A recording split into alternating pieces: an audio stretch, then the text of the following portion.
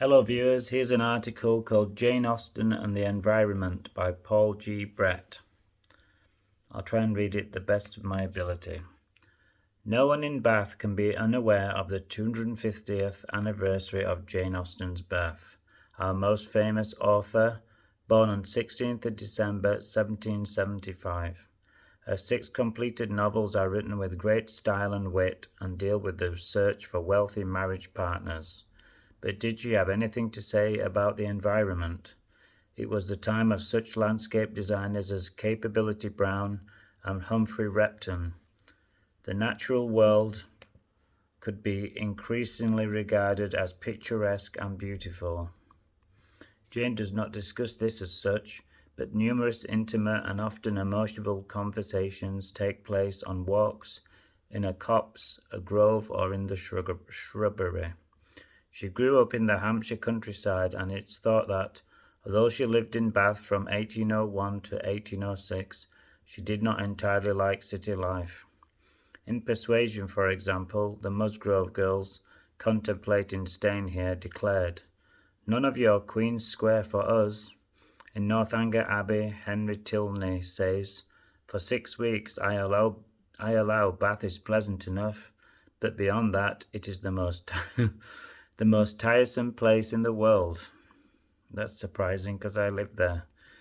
Shrubberies, however, are featured in a positive way. They consist of areas of ornamental shrubs, trees, hedges, herbaceous borders, paths distinguishing them from wilderness.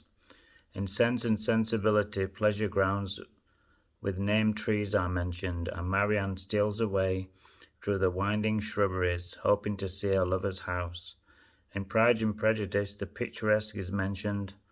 Walking with Elizabeth Bennet in the copse, Lady Catherine de Bourgh angrily criticizes her on hearing that she would, in all likelihood, be soon afterwards united to her nephew, the famous Mr. Darcy.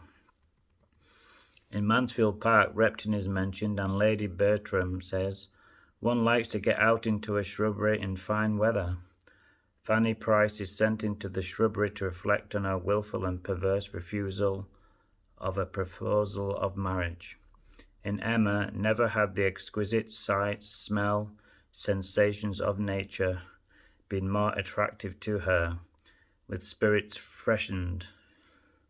It seems clear that Jane thought of the outdoors, the shrubberies, the world of lawns and trees and hedges, flower beds and paths, as places where people could express their feelings, be themselves, and cope with the stresses of life.